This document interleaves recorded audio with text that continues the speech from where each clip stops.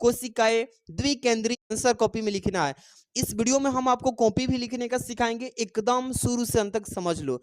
क्या होगा इसका, तो लघु विषाणुधानी पूछा है ना, और दो द्विकोशिकीय, तो इसमें से टेपिटम का जो होगा इसी का परत जो होता है द्विकोशिकीय के परिमाण, यानी कि क्वेश्चन उड़ा देना है, सारे के सारे सभी हैं, यानी कि पूरा आल लगा देंगे, ठीक है। चौथा विकल्प करेक्ट हो गया। अब ऐसे ही अगला क्वेश्चन देखिए, स्थानांतरित करने में किया जाता है, यानी कि स्थानांतरित का मतलब एक से दूसरे में बदलाव करने में किया जाता है, तो वो कौन सा होता है भाई, पादप। वो याद रखिएगा, पादप मतलब होता है पेड़ पौधे, पेड़ पौधे को ही यहाँ पे जीव विज्ञान की भाषा में पादप बोला जाता है। चलिए अगला प्रश्न लिखा है कि निम्न में से यानी एपीफाइट हो जाएगा इसका आंसर।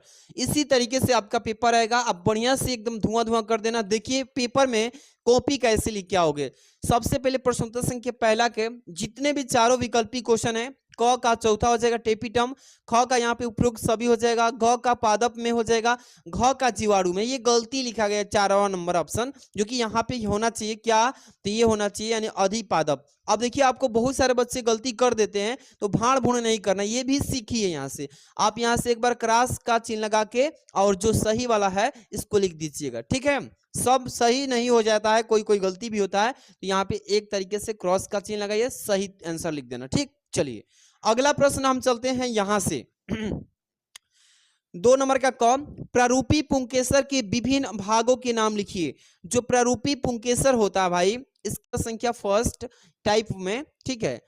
अब यहां से क्या लिखेंगे, ये दूसरा नंबर है, प्रश्न उत्तर संख्या 2 लिखिएगा। यहाँ पे क नंबर, एक प्रारूपी पुंकेसर के विभिन्न भागों के नाम, जैसे कि प्रागकोश होता है, उसमें पुष्प जो देखे ना वो प्रागकोश होता है, एक पुतंतु होता है, एक ख नंबर लिखा है, उसके नाम को लिखिए।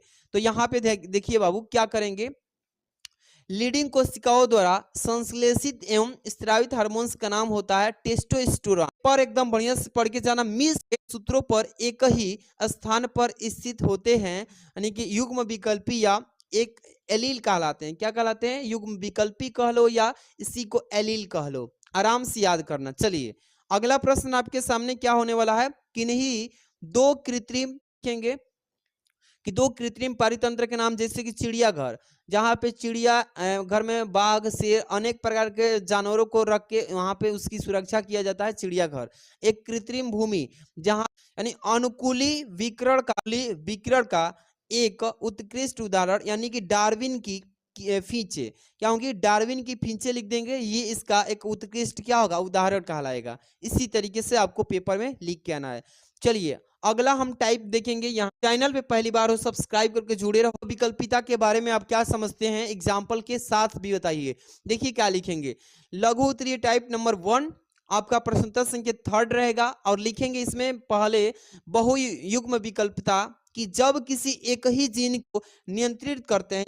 चलिए अगला क्वेश्चन हम लोग देखेंगे, यहाँ पे ख नंबर लिखा है ना, न्यूक्लियोटाइड के विभिन्न घटकों का संक्षिप्त में विवरण दीजिए। न्यूक्लियोटाइड क्या है, इसके अलग अलग जो आपके घटक हैं, इसके बारे में आप क्या जानते हैं उसको लिखिए। चलिए इसका एग्जाम्पल नहीं दिए थे क्या, बहुविकल्पिता का, यहाँ पे विकल्पिता का एक एग्जाम्पल देख लीजिए भाई, मैंने नहीं बताया था। मनुष्य ने AOB न्यूक्लियोटाइड के मुख्य घटक कौन से हैं ये पूछा गया था, तो इसको लिखेंगे पहले लिखेंगे नाइट्रोजन बेस। यह एक नाइट्रोजन है, इसको एडिनिन ए से और सी से और थाइमिन और इस तरह से बनता है। अगला प्रश्न भाई देखेंगे, एकदम बढ़िया सा क्वेश्चन आ चुका है, 100% पेपर में छप जाएगा इस बार गारंटी के साथ, कि एक प्रतिरक्षी अणु का नामांकित चित्र बना दीजिए। तो भाई यही है एक प्रतिरक्षी अणु का चित्र। इस चित्र को बढ़िया समझिए, मैं बताऊंगा ट्रिक से कैसे बना पाओगे। एक प्रतिरक्षी अणु क्या होता है, देखिए आप ब्लेड देखे होंगे जो दाढ़ी घरों पर नॉर्मली बनाया जाता है, जो बार्बर होता है हजाम, वो इस ब्लेड का यूज करता है। इसी ब्लेड की तरह देखिए संरचना होता है, एक इधर एक इधर, और नीचे एक इसके बेस से जुड़ा होता है बेस, और इसमें ब्लेड में जो होता है इसकी पंखुड़ियों की तरह निकला होता है दोनों साइड, दोनों में, तो इसको बोलते हैं लघु श्रृंखला। इसको क्या बोलते हैं, लघु श्रृंखला। और ये जो होता है नीचे जो बेस पे जुड़ा होता है इसको दीर्घ श्रृंखला बोला जाता है। इसी के बेस पे तो ये काम कर रहा है, नहीं अगर दीर्घ श्रृंखला नहीं होता तो न लघु श्रृंखला भी नहीं होता, इसलिए पहले इसको नीचे वाला को बोलते हैं दीर्घ श्रृंखला, ठीक है, इसको सीसी से डिनोट करते हैं, इसको लघु श्रृंखला, और ये दोनों जो ऊपर वाला दोनों एक दूसरे के मुंह को खोल के रखा है, इसको प्रतिजन बंधक स्थल, बंधक मतलब इसको एक साथ जोड़ के रखता है, दोनों का सेम नाम रहेगा। इसी तरीके से भाई आप देख लीजिए, इसका स्क्रीनशॉट ले लीजिए एकदम, आप बता देना कि डीके सर क्लासेस पे ये फिगर बनाया गया था, और जाकर डीके सर क्लासेस से एकदम तैयारी, यानी कि मेटा स्टेटिस से आप क्या समझते हैं, मेटा स्टेटिस क्या है, आइए अभी हम बताते हैं, सबको एकदम नॉर्मल तरीके से समझने की कोशिश कराएंगे। चलिए, मेटा स्टेटिक्स क्या होता है, देखिए मेटा का मतलब ही होता है, मेटा स्टेटिक्स वह प्रक्रिया है जिसके द्वारा कैंसर कोशिकाएं अपने यानी कि मूल स्थान से शरीर के अन्य हिस्सों या अंगों में फैल जाती है, जिसे हम लोग स्टेज 4 कैंसर भी कहा जाता है या कहते हैं इसको। ठीक है, इसी तरीके से समझा देना और आराम से सारा आपका आंसर नंबर मिल जाएगा। चलिए अगला क्वेश्चन आपके सामने कि गैस यानी गैसे के स्पर्धी अपवर्जन नियम को क्या कीजिए, टिप्पणी के माध्यम से समझाइए। तो गैसे के ये क्या होता है नियम, तो ध्यान समझिए कि गैसे के स्पर्शी अपवर्जन नियम क्या है, कि यह नियम बताता है कि यदि क्या है, कि यदि कह रहा है कि संसाधन सीमित है, संसाधन का मतलब जिसका हम लोग प्रयोग करके किसी काम को करते हैं, जैसे कहीं जाना है तो हमें साइकिल से बहुत तेजी से चल सकते हैं पैदल की अपेक्षा, तो हमारे लिए संसाधन हो गया, संसाधन सीमित है, तो एक ही निकेत यानी निकेत या संसाधनों के लिए संघर्ष करने वाली दो निकटतम यानी कि संबंधित प्रजातियां अनंत काल तक सीमित नहीं रहती है।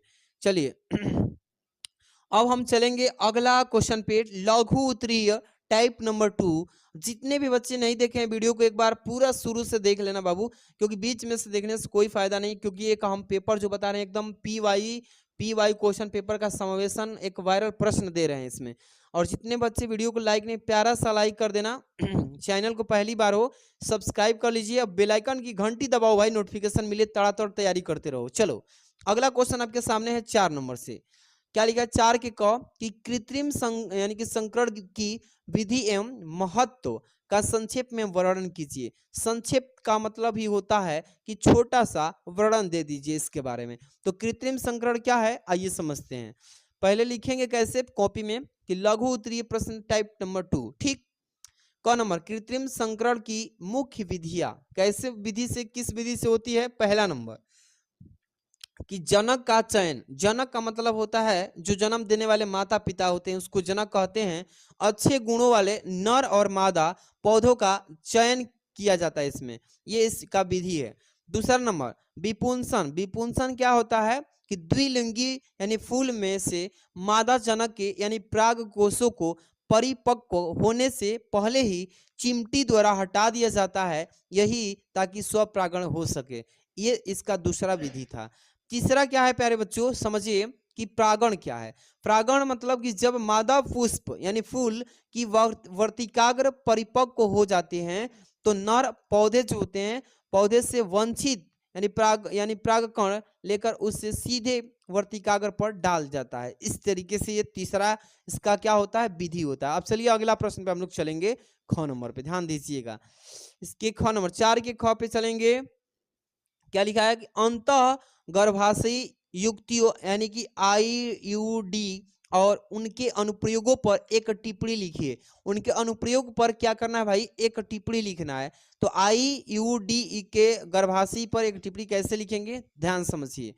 यहाँ पे ध्यान दीजिए बाबू, क्या लिखेंगे अंतः गर्भाशयी यानी कि युक्तियों जैसे आईयूडी एक छोटा सा उपकरण है, क्या है ये मशीन है जिसे गर्भावस्था को रोकने के लिए यानी कि गर्भाशय के अंदर लाया जाता है। यह मुख्य रूप से 2 प्रकार के होते हैं।